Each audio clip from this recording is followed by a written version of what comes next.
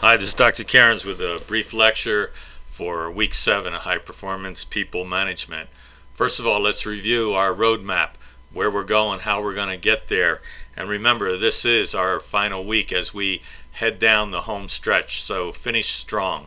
My desire for this course to result in a positive, life-changing experience for you. This is a busy week as we head down the final stretch. However, I don't want to lose sight of two important chapters, chapter 18 and 19, where you'll be focusing on organization culture and organizational change. And we want to look at that in light of how that influences our relationships, our career, and also our values and our beliefs. So I'd like to look at one of the aspects of the nature of organization culture found in this figure in chapter 18. And earlier I had asked everyone to complete a survey in deciding the best way to serve God at work. And one of those aspects is to work from a Christian motivation to seek to engage and influence culture to that end. So it's important for us to really understand how organizational culture works, but also in the greater culture in terms of our society. And so your text talks about anthropologists and how they look at the values and beliefs of individuals and how that affects society.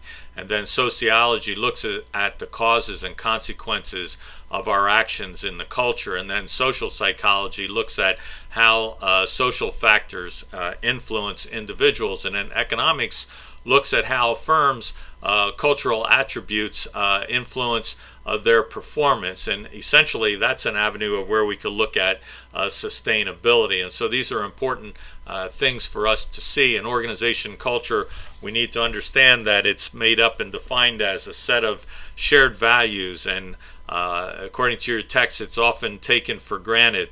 And so what is considered acceptable and unacceptable is what guides people's performance or behavior in the workplace. And in essence, you could say that our set of values, that's what guides our behavior in life. And I'd like to direct you to a story in Acts 26 where Paul the Apostle is taken before King Agrippa. And this story, not to give you the whole story, but you should look it up. When I was reviewing it, I saw that Paul defended himself, if you would, before King Agrippa, made his case to King Agrippa, and it did that at Caesarea Maritima. And I actually, years ago with my wife, we were on a tour in Israel, and we were actually at that site on the coast there in Israel, in a phenomenal, beautiful place. And Paul presents the gospel really to King Agrippa, and it's captured in one of the verses there where Agrippa says, do you think in such a short time you can persuade me to be a Christian? And essentially, Paul had an opportunity to make his case. And that's really what I'm really saying here, is that our desire to influence culture, we need to have an opportunity and feel emboldened to make our case for what we believe and what we value. And the more that we can understand how that influences others, and not to shy away from that. And actually, it's an important avenue for us in terms of having sustainable relationships as well as living a life of integrity. So let's talk a little bit more about this whole idea of continuous change and what's our role in it as we consider the changes that may be things that we want to initiate in our lives versus change that comes about as a result of technology or information and communication and competition. Are all forces for change upon an organization structure. But how does this affect living a life of integrity and a career of meaning?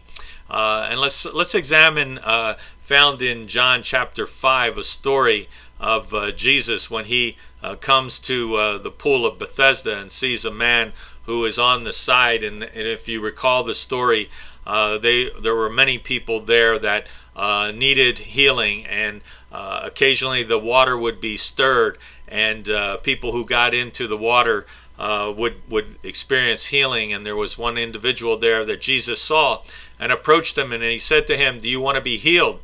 And it was considered a rather odd question because he was sitting there with that. And that comes back to maybe one of the forces for change is that we need to again recognize a need for change and experience that. And this individual responded, I had no one to put me in the pool.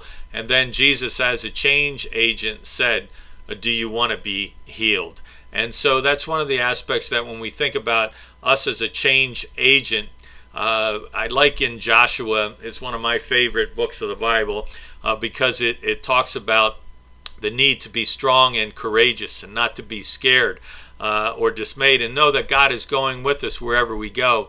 And where we are as individuals, we are agents of change, if you would. And that doesn't necessarily mean that we're there pushing people to serve God, but that's us serving God and having our values and our beliefs and our influence on individuals for good be placed in that workplace. And that's the way that I viewed that. And when we find that in Joshua, and the story is repeated in Deuteronomy, it's not just once or twice that God says to Joshua to be strong, but he says it 3 times. So we really need to recognize and realize it's not easy to be strong and courageous. Recognizing these forces of change are going to occur, and we could be a part of that change or not.